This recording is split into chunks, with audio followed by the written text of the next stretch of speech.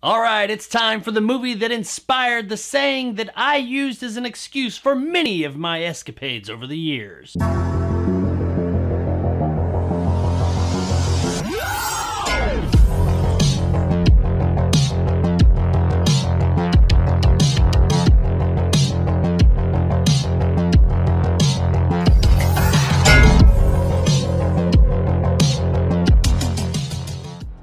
The Conjuring, The Devil Made Me Do It, is brought to us by director Michael Chavez and stars Vera Farmiga and Patrick Wilson. We follow the Warrens, once again played by Farmiga and Wilson, a husband and wife paranormal investigator duo who are helping out with a case about a young man who killed a man and actually used the defense, The Devil Made Me Do It. This is the third movie in the mainline Conjuring franchise and the first Conjuring movie not directed by director James Wan. And we can tell, James Wan, you are missed here. Now, starting off like that, you may be thinking to yourself, oh shit, this movie's bad. It's not bad, it's really not. But it does have its issues and it is lacking in some areas. The movie starts off strong and it has a fairly good first half to first 2/3. But that last part of the movie is when things just kinda start to fall apart. It's not an utter disaster, but it does become pretty far-reaching by that point. That and the movie does start to wear a bit thin by the time you get to the final act of the film. Unfortunately, once the movie finally gets around to getting to the ending parts of the movie, you kind of aren't as invested anymore. Also, the reasoning behind why all this stuff is supposedly happening in this movie is kinda weak. Actually, it's not even the reasoning, it's more the lack of a reason. By the end of the movie, I understand how these things happened,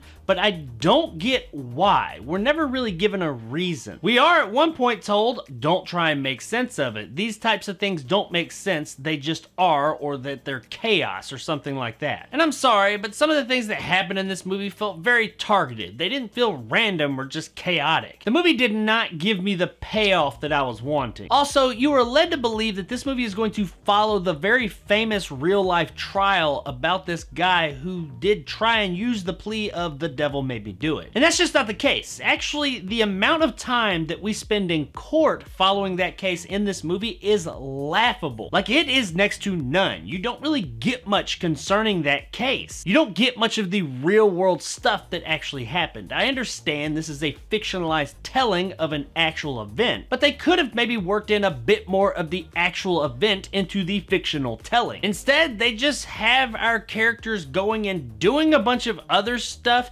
that doesn't really, on the surface, have anything at all to do with this trial, but they end up just kind of slapdash tying it all into it. And that's what it felt like. It just felt kind of last minute. It felt kind of slapdash. James Wan's two Conjuring movies that came before this never felt that way. The movies always had a very clear and concise path that they were going down. They had a story that they wanted to tell and they knew exactly how they wanted to tell it. Here, it seems like that there was this really neat real life story that happened that they built this other story around. Not even really around. This other story just kind of happened at the same time and then they said, oh yeah, let's just tie them together real loosely right here. Unfortunately, narratively, this movie kind of let me down. Now, all that aside, I did enjoy the movie for the most part, but like I said, once you get to that final stretch of the movie, it has started to kind of lose you. The movie just doesn't give you that payoff you want, and narratively overall, comparatively speaking to the previous two, it just doesn't quite stand up. This seems like another one of those side movies that's in the Conjuring universe that have come out. Like Annabelle and the Curse of La Llorona and just all that stuff. The Ouija maybe? Is that in the Conjuring universe? I'm not really sure. You know, there's like a whole universe of them now. You got the mainline Conjuring movies and then you have the other side movies that released. This seems like it's one of those side movies. And when compared to those movies, it would have been one of the better, if not the best of those side movies. But when compared to the mainline Conjuring films, it just doesn't quite stack up. Now, while the movie doesn't quite do it narratively, it does do quite a few other things right. It absolutely has a creepy ass feel for a good portion of the movie, and there definitely are some parts that will make you jump. And while there are more jump scares in this Conjuring film than the previous two,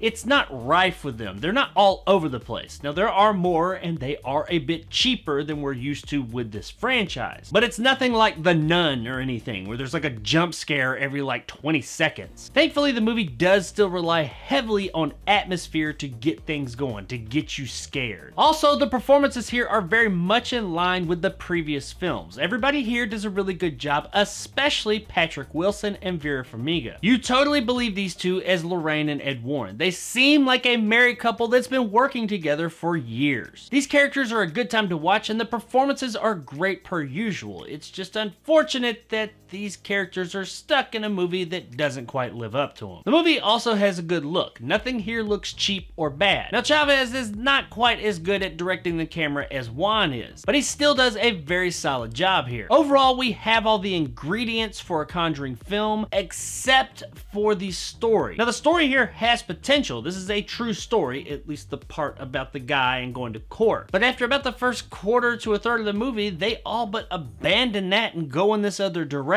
I didn't give a shit about all this other stuff they were going on about, no matter how much they tried to back in, tie it all into the court case. I didn't necessarily need this to be a courtroom drama, but we could have dealt with a bit more of what was going on in that case. But we never get any of that, and that is a bit disappointing because they named the fucking movie after the most famous thing about the case. To add insult to injury, when it comes to the very end of this movie, the outcome of the actual court case, we don't even get to see it. It's all given to us in text on screen. So to say that it's a bit anticlimactic is underselling it a bit. Guys, overall, The Conjuring, The Devil Made Me Do It was okay. When compared to other movies in this genre, it's not bad. I mean, it's an entertaining enough movie, even though it does lose steam closer to the end. The problem comes up when you compare it to the other fantastic Conjuring movies that came before this one. It just doesn't hold up in comparison, and you are naturally going to compare the third film in a franchise to the previous two. That being said, we do get some good stuff here. We get some great performances all around. There is a general overall pretty effective creepy atmosphere. The movie looks great and overall is entertaining enough, making it worth streaming.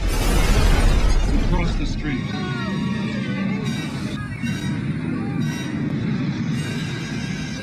While I was a bit disappointed in this movie in comparison to the ones that came before it, overall, if you're looking for a fairly spooky movie for the night with solid performances and a really nice look, then check out The Conjuring, The Devil Made Me Do It, and I think you'll have a pretty good time with it. So there it is, guys, my review of The Conjuring, The Devil Made Me Do It. If you enjoyed, want more content like this, hit that subscribe button and help my little channel grow. If you liked what I had to say, give me a like. If not, let me know in the comments below why. And as always, stay sexy, Brookfield. Lorraine?